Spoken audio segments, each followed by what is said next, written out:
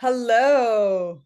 Welcome, everyone. Welcome to the BirthFit Blueprint, the podcast, wherever you're watching this recording, listening to this recording. We have a special guest all the way from Canada. Actually, it's virtual, but all the way from Canada. She did not travel all the way to Texas. All right. Okay. Briar Culbert works as a registered physiotherapist, psychotherapist. I always say physio. Psychotherapist. We're going to be working with the mind today, mind and body, in Ontario, Canada. She combines a truly holistic and integrative approach to work and understanding the power and the fundamentals such as movement, connection, sunlight, and true nourishment. Y'all, if you've been here a while, you know that those are familiar. So this is going to be really amazing. Briar co-owns a thriving therapy practice with her husband, serving clients online in Canada. Can you serve online here? So I'm looking at when I come back from my maternity leave and am more full force, I'm looking at doing like Yeah, parenting coaching as a cool. way to support folks that are abroad. So that would Yeah, look different than psychotherapy, be more yeah, specific for like, hey, I've got this thing going on with my babe or my babies. right. What can we kind of troubleshoot? So Yeah, I'm working more on that. coaching style. Love it. Exactly. Love it. Yeah, because right now you're unschooling your two sons. You've got a 5-year-old and a 9-month-old. Whoa. Whoa. Briar's expertise shines in supporting mothers in their expression of courageous and authentic mothering. We can vibe with that. Absolutely. You Mhm. offer one-on-one sessions, group retreats, and online workshops. All right. So, Briar, welcome. What are you going to be doing with us today? What are you going to be talking with us about? And where do you Yeah. want to begin? Oh my gosh, thank you so much for having me on. I'm so excited to be in this group, in this circle. Yeah, welcome. Thank you. So Yeah. today we're going to focus on really practical, really manageable, really applicable stuff for expanding our emotional intelligence. And the Cool. biggest piece that I think is missing for so many mothers, especially, is how to do that alongside diaper changes, feeds, burps, all of the, 18 million snack requests, all of the things, Right. and Right. how to do that in a way that involves a true connection and embodied expression of healthy Mm. emotions. Right? So much we see like is like, oh, like do some deep breathing or name it to tame it. And like those things are really helpful. And I find that they're limited. So Yeah. we're going to start by first just defining our most important term for this conversation, which is emotional charge.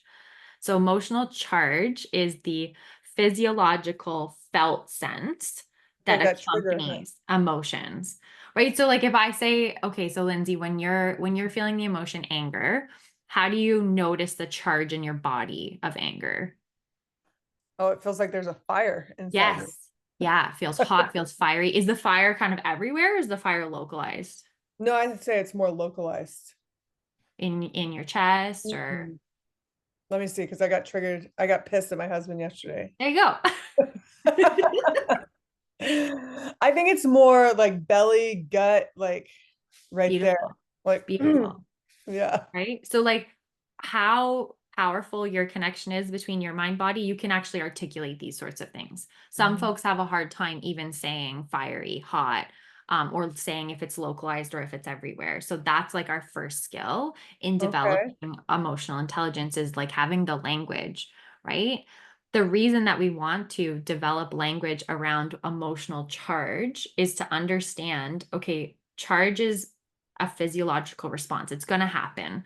It doesn't make us a good mom or wife or a bad one. Like that's, anger is an emotional expression. It's Yeah. information. So if I Yeah. can understand emotions and emotional charge as information, then it doesn't have to be good or bad. That's another kind of pet peeve of mine of like, oh, Right. there's good emotions and bad emotions. No, there's information. Just like pain is information from the body, right? Anger, Mhm. grief, rage is information.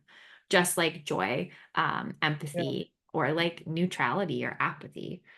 And so, for us to be able to support our babies and our children as they grow, we need to be able to have that connection within ourselves. And even if it's something we're learning alongside our babies, I'm not Right. suggesting this is like, you need to know all of this before you become a mama. Right. Gosh, no. Yeah. I Right? think that's the asterisk there is like, Yes. We're all works in progress.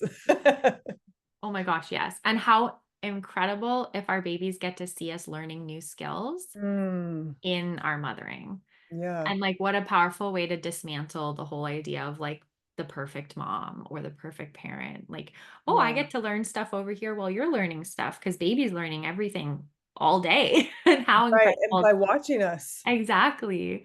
Right. So does Mm, that kind of make sense with yeah, emotional charge? yeah, absolutely.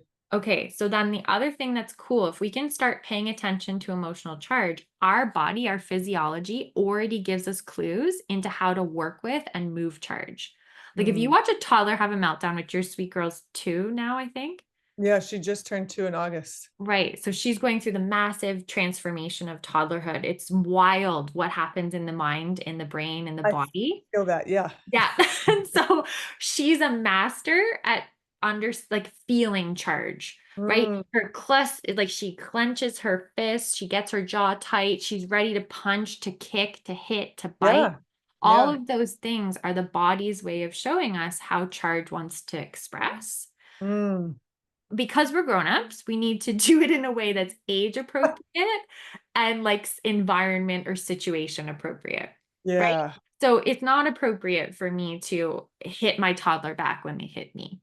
It's not appropriate for me. Or hit somebody at the grocery store. Yes, it's not appropriate for me to like bite somebody that says something unkind, Yeah. right? And the instinct is because we still live in a mammalian body, and our mammalian body knows how to move and work with charge. So our toddlers are actually fantastic inspirations. Like, okay, there's her body wanting to throw something, to hit, to Yeah. kick, or like the classic toddler, like I just like throw up my body and throw it down on the ground. Yeah. Like those are powerful reminders of how charge wants to be expressed in our body. Now that we're an adult, we need to do it in a way that's appropriate for our age and our environment. So yeah, Yeah. it's not appropriate to throw my body on the grocery store floor, even though I might want to, right? Right.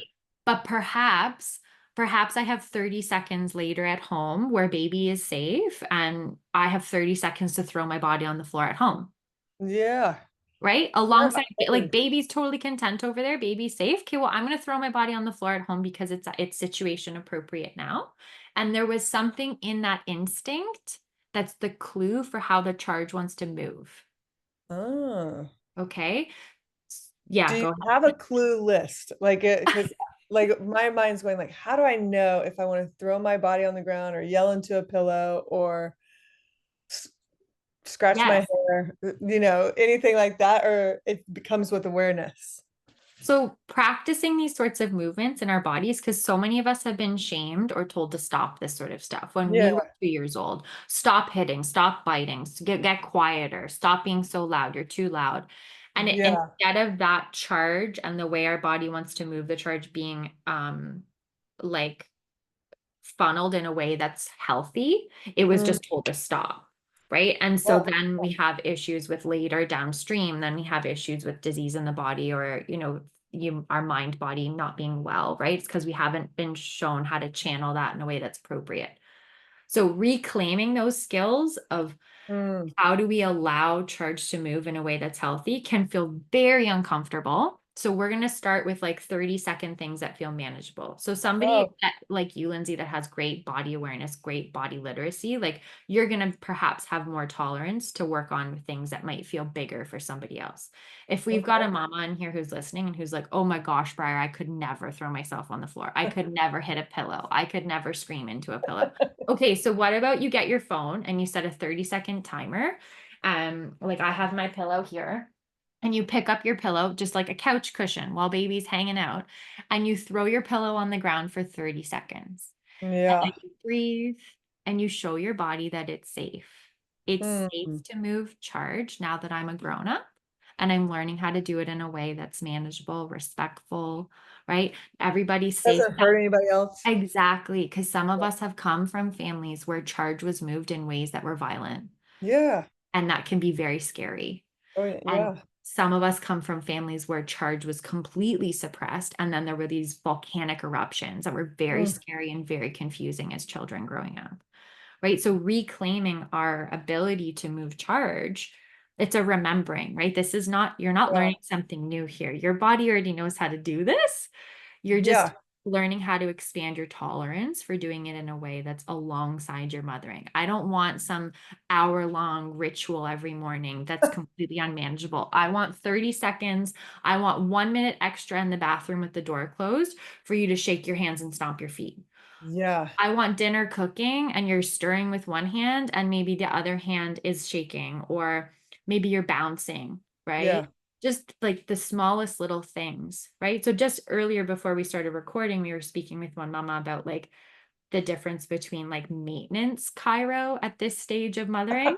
Yeah. And so that's like all of the movement that I see BirthFit offering is fantastic. And that kind of maintenance movement is going to help with charge moving.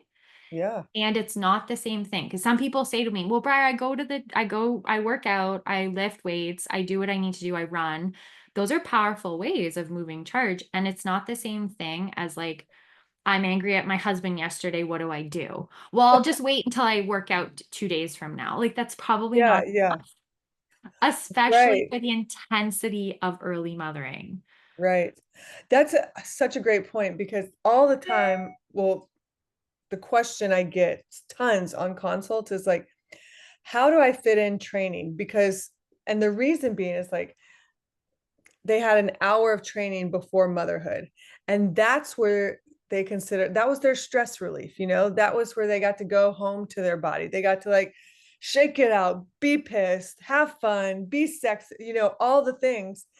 But now, when like, especially, I would say till they're about 2 or 3, when by 4 they're pretty independent, right? Like you have a 5-year-old, you might be able to agree or disagree. But you kind of have to, and what I introduced on an email a few weeks ago is like exercise snacks. That's what you're kind of dealing with throughout. And so it sounds like we need some exercise snacks or some energy channeling snacks throughout the day. Exactly. Because yeah, Exactly. like you're hitting it, that like, how do we fit in what used to be our stress relief? And it's not, you can't, you got to evolve. 100%. One of my mentors and friends when I was pregnant and so excited to be birthing our first son, and oh my gosh, um I'm always big on like all the self-care things and all the Yeah. things and sharing what I did, and she kept saying to me like, Briar, I need you to like do that, but do it in like 2 minutes, not 2 hours.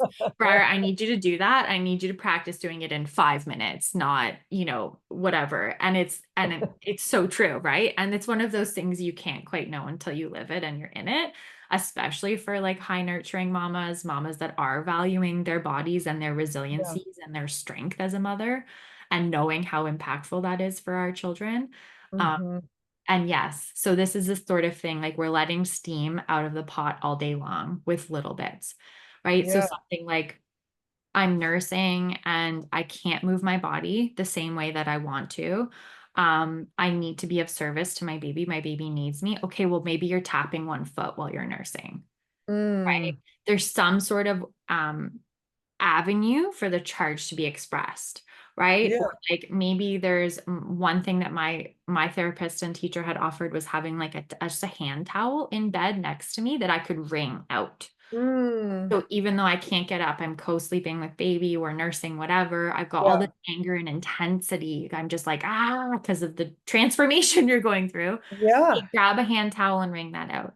So Right. maybe I'm scaling up to throwing a pillow on the ground. Maybe if I have a medicine ball, I'm going to do some medicine Yeah. ball slams, not a part of my exercise routine, a part of my kind of like charge. Your energy release. Yes, exactly.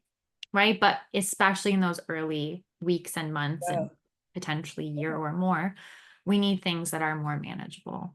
Right. And I so love it. those little bits. Yeah. Yeah. Yeah, The energy release snacks. Absolutely. exactly. So I don't know if you're going to get into this, but question on toddlers, right? So as they start hitting 2 and 3, that I guess that's full toddler, 2 and 3, because once you hit 4, maybe not. But are these things, because I was just thinking about this in relation to my daughter, like maybe I could show her how to do this. We could do it together. Um, how did you experience toddlerhood with yours? Yes. So, oh my gosh, what a privilege it is to be a parent to a toddler and They're flipping. awesome. Like, it's They're really fun. amazing. They're Yeah. so amazing. And just, I have so much respect for toddlers and the amount of transformation they're going through. Like Oh their my God, it's brain is wild. going through Yeah. so much so quickly, and they're Yeah. starting to become more aware of that. And then they've got this body, and I'm mothering two sons. And so something I'm mindful of is understanding some of the physiological differences between my body as a woman and their body as boys. Mm, And so there's also a testosterone spike that happens around two for right. boys. And Yeah. that's also something I'm really mindful of with mothering boys, and just understanding like, okay, yeah, like I don't have the embodied sense of what that feels like, Yeah. right? The like building in me to hit and kick and Yeah. stomp. I have it, but I have it in a different way. Um, Totally. so that's my sort of like, first off, can we just respect and love toddlers first? Yeah. And No, I agree. I feel like they get a bad rap. they And do. honestly, it's been, dare I say, the most fun chapter with Vera. And we've been experiencing so many new things together. And it's almost allowing me to have a new lens on the world, which is like date, brunch dates, coffee dates, swimming date, whatever, And oh my God, I agree with you. They get a bad rap, and it's not like, embrace the season. It's so much fun. Yes, totally. And I think depending on how our toddler years were handled by our caregivers and parents, Yeah. it's a natural time where a lot of that can also come to the surface. That's the piece when people hear like conscious parenting, that's like the Mm, biggest kind of manifesto of conscious parenting, is understanding that the relationship you have between yourself and your child is the most natural place for your bits and pieces that still need some love and healing to arise. right. It's like That's the wounds that didn't get addressed will come out. exactly. Mm, So anytime, there's been things in our parenting, my husband and I, that we reflect on and go, oh my gosh, like, wow, I have a really strong reaction to that. Okay. And then when we slow it down, it's like, yeah, because I wasn't allowed fill in the blank growing up. yeah. And here Okay. we are offering that to our child. And then we have this story that, like, oh, well, he's supposed to be so grateful because I'm giving Yeah. him this thing that I never had. And it's like, no, that's not, that's not his He job. doesn't even know. Yeah. Right, exactly, exactly. So to come back to the like original question around how can we allow our toddlers to learn this skill? So again, we need to embody something within ourselves if we hope that they can learn it the most Mm, organically. You don't have yeah. to teach your child English for the most part, right? They pick up on it from just hearing adults talk. This is the same thing, right? Our babies know how to learn. We don't have to be teaching all the time. Mm, And the invitation to join, right? So there are times where it's like, hey buddy, I've got some big stuff moving through my body, so I'm going to be over here and I'm going to throw some cushions. Do you want to do it mm. too? Yeah. And then sometimes he's like, sure. And then other times he's like, no. Okay, fine. Yeah. Or hey buddy, I'm having a lot like moving through my body, so I'm going to turn on some like he calls it like chugging music or angry, like we have different words for things as he's grown up. I'm going to turn on some like angry music, right? And Yeah. we're going to stomp around, and you can join if you want. See how it's like Yeah. he's an invitation. I think there's so much amazing parenting content on Instagram, online, and sometimes parents get into like, okay, like, so I'm gonna say my script, and then we're gonna like do our Yeah. thing together, and then the tantrum will be over. And it's like, Yeah. that's not, No. do you like when somebody follows a script when you're having a hard time? Like, probably not, right? So how can we live it in ourselves, right? And then the Yeah. invitation. And so our little guy, since the get-go, oh, I can't let you hit me, right? I'm holding his hand, whatever I need to do. I can't let you hit me. Here's a pillow. And then Ah. 99% of the time, no, I don't want to hit the pillow. Because I don't know about you, but when I feel really angry, hitting the pillow is not always as satisfying as like it would be to hit another person. Doesn't To mean I'm hit gonna the person that pissed you off. it doesn't mean I'm gonna do it, but I Right. can totally appreciate how it's not as satisfying, Yeah. right? Well, and So then it makes you stop kind of in your tracks and be like, wait, what? Like, we're hitting a pillow? Why? exactly, exactly. So, we're doing our best to just keep offering, right? Yeah. And this is the thing, I use the metaphor sometimes or analogy of like, say you grew up in a family where everybody just wore Velcro shoes. And so that's like, that was normal. Like everybody just wears Velcro shoes. I've never tied laces. I don't need to tie laces. My family has Velcro shoes. Right. But then you're getting older and you're like, oh, look at those lace up shoes in that window over there. Like, I really want those. And it's like, okay, then that's a skill I want to teach myself. That doesn't mean that there's anything wrong with Velcro shoes, right? Right. It's just Yeah. realizing that I would like something different. And so what am I Mm, going to do? I might watch some YouTube videos. I might ask somebody in my life who knows how to tie shoelaces to teach me, and I'm going to practice. yeah. That's the only way that then my child's potentially going to know how to tie shoelaces in their childhood, right? They can make the Yeah. choice in adulthood. So this is the same thing. Just because we're learning emotional intelligence skills in our parenting doesn't mean that it's any disrespect to our parents and caregivers. Right. And at the Right. same time, how beautiful that we're offering um, a different legacy for our children. Totally. A new avenue. Yes. Yeah. Yeah. Love it. Yeah. Did that answer the toddler question? Because it's a Oh, really yeah. okay. Yeah. Absolutely. Good. And I was thinking, so my mind always goes like, you can also use that perspective in like learning new skills too. Like if you want to like pick up bike ride, like they're going to be bike riding. You want them to bike ride, get on a bike with them. Exactly. Like, Exactly. I just finished this really great book from John Holt, I believe is his name. He's like a fantastic author about like how children actually learn. And he spoke about like music and this program of like it started by teaching the parent. So the parent goes to the music lesson and takes the kid with them. And oh, then magically, you know, a few yeah, lessons in, there's a mini violin if that yeah, kid wants it or whatever, what have you. that's And it's like, yeah, awesome. exactly. That's the way like Yeah, they want to mirror the adult world. They're like, what's going on over there? That sounds really yeah, interesting.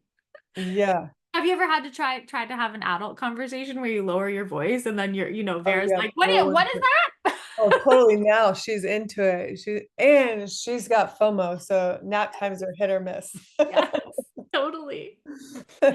Yeah. Yeah, it's a fun stage. I love it. But these are great tips for me and for her, for everybody Right. involved. Totally. Yeah. Yeah. And just those little bits and pieces, right? And then helping to narrate, like this last pregnancy. So our son was 4 when I was pregnant. And you know, the big change in the family. Yeah. And so and like my hormones were all over the place. And so there was like one dinner I can remember that my husband was working with clients. And so it was just my son and I. And I just needed to have a little cry at the table, and it didn't need to be a big thing. And so I just like, he kind of like looked at me and I was like, yeah, I'm just having a little cry. My body needs to cry. And he was like, okay. And like he just goes on, right? So I'm not making it a problem that mom's crying. I'm not Right. making it Or his big job to deal. comfort me. It's not inappropriate to have emotions around our Yeah. children when the boundaries are really clear, right? Mm, And so he mhm. just like he had finished eating, and so he was doing his thing, and I just had a little cry at the table, and then we got on with the day. Right. And Love that's it. also, I think, what we want to be demonstrating to our toddlers and our young children. It's like you Yeah. can have the big emotion that needs to happen. And at the same time, we're still going to do things. Like we're still going to get on Hmm. with our day. Right. So Right. like I Right. can respect that you don't want to leave the park. You're going to have a big meltdown, 100%. And I'm also going to help keep the Yeah. family rhythm going. Right. Especially as we start having more children. It's like, Yeah. everybody's going to have preferences and parts of the day that they like better and don't like better. And then who knows, like, is that meltdown leaving the park actually about something The that part. happened Yeah. earlier, right? Like, Right. and have the emotion and still keep things moving. Right. Okay. Okay. I want to ask that. So piggybacking on what you just said, is this Mhm. meltdown part of what just happened, us leaving the park, or is it something else?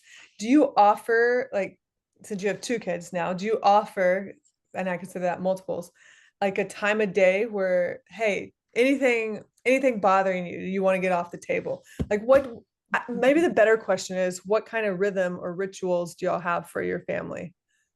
Oh my gosh. I know I'm like flipping, like asking you now. Yes. Yeah. Yeah. Yeah. So our rhythm, some of our rhythms are more tried and true and more Yeah. grounded, and some of them are kind of constantly being checked in, right? You Mm, know what infancy is like. Our yeah. 9-month old the last 9 months is just constant change. And Well, so something that that could be my worked, next question. Let's go yeah, to infancy. something that worked 2 weeks ago isn't working anymore, right? So Right, right. so that part is tiring at this season of Yeah, parenting, right? And then the fact that we also co-own a business that has been going through a lot of growth. So there's a lot in a day that we're trying to communicate and make more efficient. And there's a lot that's also been slipping through the cracks because right. it's just the season of life right now. Yeah, But I think that question about like, is there space for our older son to yeah, kind of like offload or yeah.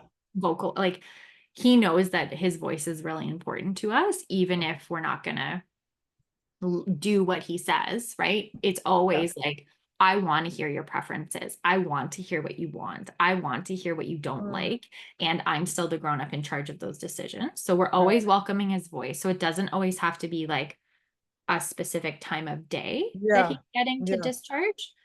And then something that's been interesting is like I was his primary parent for so long. And then with the baby and nursing, like that kind of shifted to my Right. husband. So, and with like our family co-sleeping situation, things had to shift. So my Mm, husband does like his bedtime and sleeps with him. And then I sleep with the baby in a separate sleep space for now. yeah, And so that's also been really interesting to note that like that's been a beautiful thing to watch their relationship yeah. deepen and change. And there are certain things that he will only talk to me about. So because he's 5, Oh, he's going through the developmental stage of understanding like dying and death and oh, understanding that as like a concept. And so it's really interesting to observe like most of those questions are saved for me. So that's oh, also been something we've reflected on of like, okay, like when we go for a quiet walk and his brother is like calm and he can kind of just like, hey mom, what happens when this fill in the blank? ah, And so it's like we've had to cultivate a few more rhythms of like, okay, actually I haven't done bedtime with our oldest in a while. I need to right. do bedtime because those are when those sorts of questions come out for Yeah. him. So it's Oh, kind of like a both and. safest. Yeah, yeah. Yeah. I love it. Okay.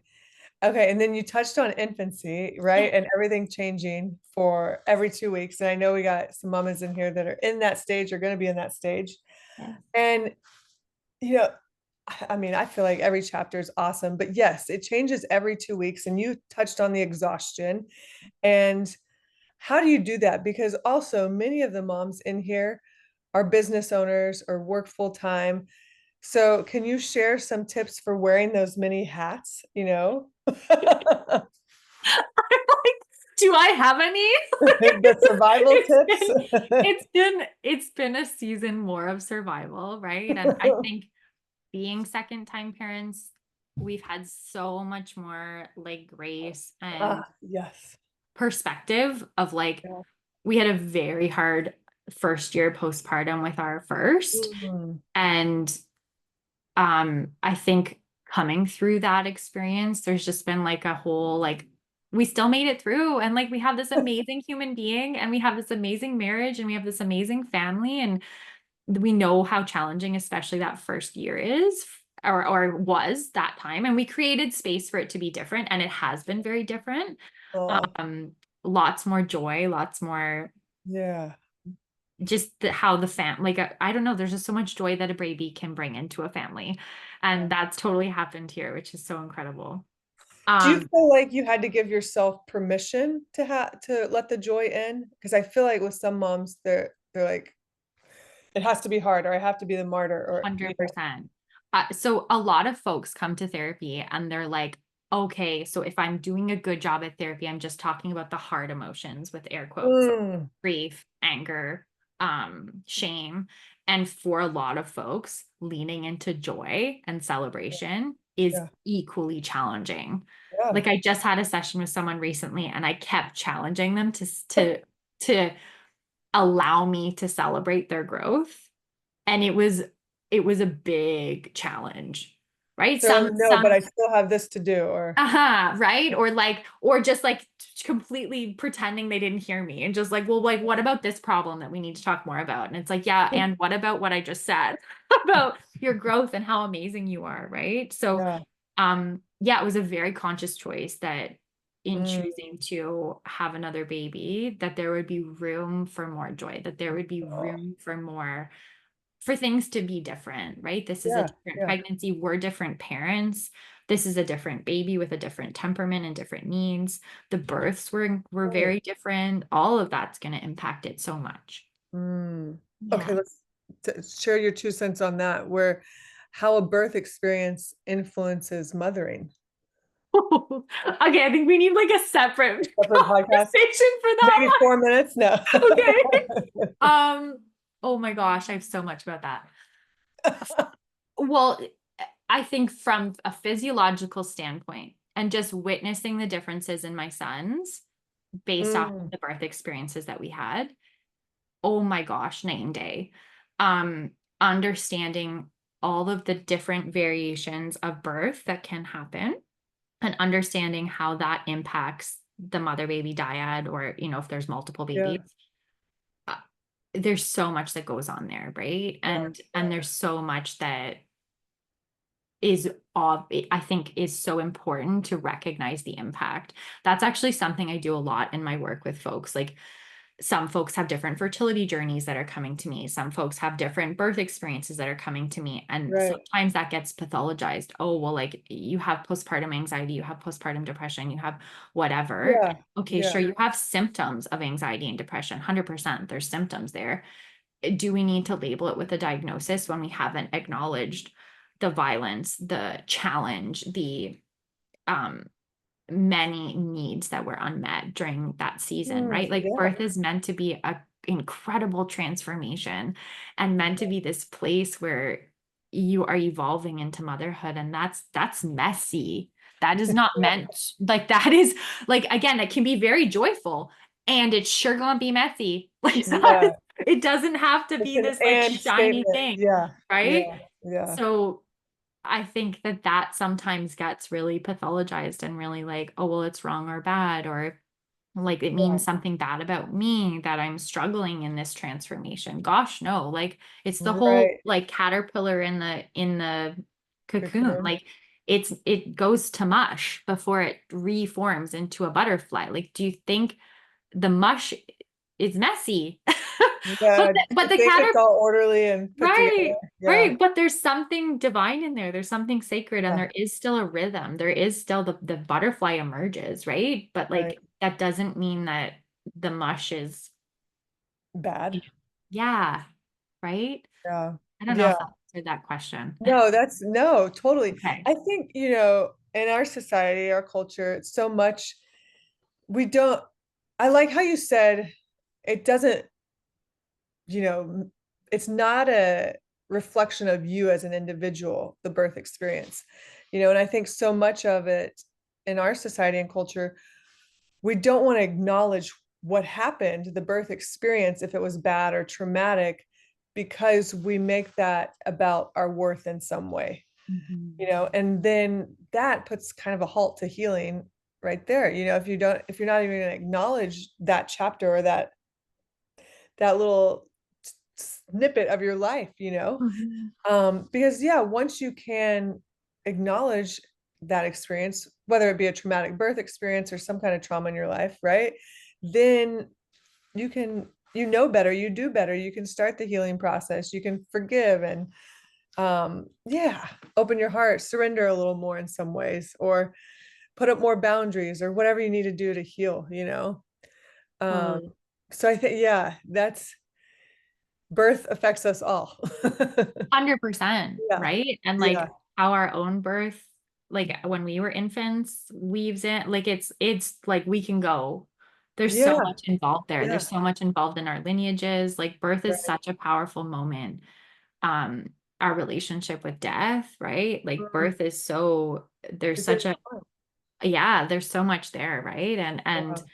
And then, yeah, I think from the nervous system perspective, like, it took me with our first, it took me like, I don't know if it was like 10 months or 11, I don't know, somewhere around there, where I realized like my body hadn't realized we had finished birth. Mm, Like, my nervous system hadn't had the chance to like, okay, you made it out, birth is done. yeah, It was yeah, still stuck in that place of like fight, flight, freeze, all of that, right? yeah, And so yeah. like there's so much there. Okay, so then how did my nervous system impact my first? well, Yeah. there's going to be a big, right? So I think there's so many interconnect, like it's a web, right? So to Right, try right. and say, oh, it's just this one strand, like no, but when you pull this one strand, the entire web is impacted, right? It's like fascia, like it's the whole Yeah, network, right? yeah. Of like there's going to be one pinch here, it's going to impact the entire thing, Right. right? And so I think it's like that with birth too. But how beautiful to have more conversations like this in the birth Yeah. space around Absolutely. like what would it be like to honor your birth in the way that it needs so that you can continue growing into your mothering. Mm-hmm. And Yeah. then have, a different birth experience for the next one. Yeah. Yeah, love it. Okay. So I hit time for us. How Mhm. can people work with you? And for those of you that are listening, we're going to stop recording in just a second so we can answer your questions. But for everybody that's listening, how can they work with you? How can they find you? Where can they go? Yeah. So on Instagram, I'm at briar.culbert, my name. And then Mhm. my website has some recorded workshops. So if folks are like, oh my gosh, I want to learn more about charge, I want to learn more about anger, I want to learn more about like the inner child and Mm, my adult self, I have pre recorded workshops on there that folks can cool. download. And it's got like a little handout and the recording. Every Great. single workshop I teach, every time I teach, I really focus on like involving the body and making it practical. Yeah. So in all of those workshops, there's like a little bit of teaching, and then there's like, how do we get into our bodies or apply this to real life? That's Cool. super important to me that you're not just like listening to some audiobook, like, oh, that was so great, and then not actually integrating it into real life.